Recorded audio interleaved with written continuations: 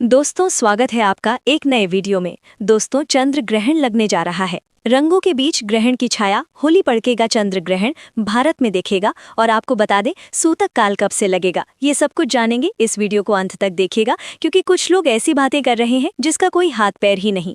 यानी लोग कह रहे हैं कि इस बार का ग्रहण भारत में नहीं दिखेगा, लेकिन अगर आप ये गलती कर रहे हैं तो आप जीवन भर भुगतेंगे। इसलिए इस ग्रहण के बारे में पूरी जानकारी जान लीजिए।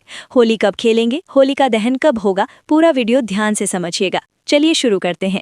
रंग गुलाल उत्साह से भरे होली के पर्वों पर इस बार एक खगोलीय घटना भी घटने वाली है। और आपको बता दें, पंचांग के अनुसार होली के दिन चंद्र ग्रहण लगने जा रहा है, जिसे लेकर लोगों के मन में कई सवाल हैं। जैसे कि क्या ये ग्रहण भारत में दिखाई देगा, क्या इस दिन सूतक काल मान्य होगा, धार्मिक कार्यों पर इसका क्या प्रभाव पड़ेगा, क्या पूजा पाठ हम कर पाएंगे या नहीं।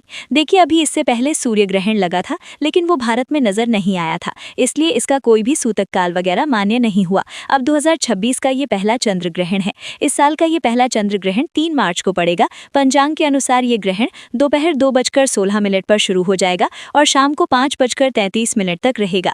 खास बात यह है कि ये एक पूर्ण चंद्र ग्रहण होगा, जिसे एशिया के कई देशों के साथ ऑस्ट्रेलिया में भी देखा जा सकेगा।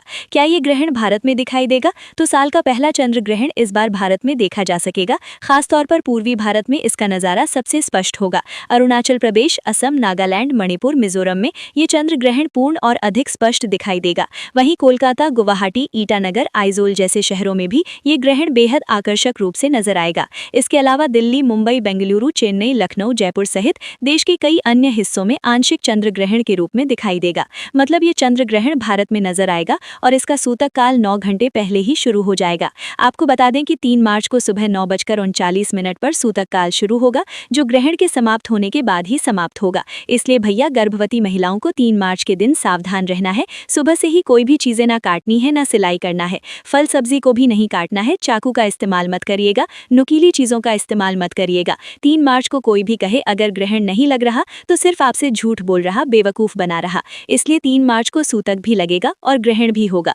इस बार होलिका दहन पर चंद्र ग्रहण का साया है, क्योंकि 3 मार्च को ही होलिका दहन होगा और इसी दिन सुबह से ही होलिका दहन के दिन चंद्र ग्रहण लग रहा। सूतक शुरू हो जाएगा। सूतक काल में क्या करते हैं और किन बातों से बचिएगा? धार्मिक मान्यताओं के अनुसार सूतक काल के दौरान कुछ कार्यों को करने से परहेज की सलाह दी जाती है। पहले तो भगवान जी को छुआ ही नहीं जाता है, मंदिर के कपाट बंद होंगे और पूजा पाठ नहीं होगा, विवाह नहीं होगा, गृह प्रवेश नहीं होगा, मांगलिक कार्य भी नहीं होंगे, भोजन पकाने तक के काम नहीं होते हैं। ग्रहण से बचने के लिए लोग पहले से ही बने भोजन में तुलसी की पत्ती मिला देते हैं। साथ ही गर्भवती महिलाओं को तो इस अवधि में विशेष सावधानी रखने की सलाह दी जाती है। इसलिए 3 मार्च को चंद्र ग्रहण रहेगा और 3 मार्च को जब चंद्र ग्रहण समाप्त होगा उसके बाद ही होलिका दहन होगा। यानी 3 मार्च को चंद्र ग्रहण समाप्त होने के बाद 6:30 के बाद होलिका दहन होगा और 4 मार्च को धूमधाम से होली खेली जाएगी। कुछ जगहों पर होलिका दहन 2 मार्च को भी मना लिया जा रहा है, क्योंकि 3 मार्च को चंद्र ग्रहण के कारण लोग 2 मार्च को ही होलिका दहन करेंगे। हालांकि इस दौरान भद्रा नहीं लगा होगा, इस बात का ध्यान दीजिएगा। बाकी छोटा अपडेट था, नई जानकारी थी। ऐसी खबरों के लिए आप हमारे साथ जुड़ सकते हैं। फिलहाल के लिए इतना ही। धन्यवाद।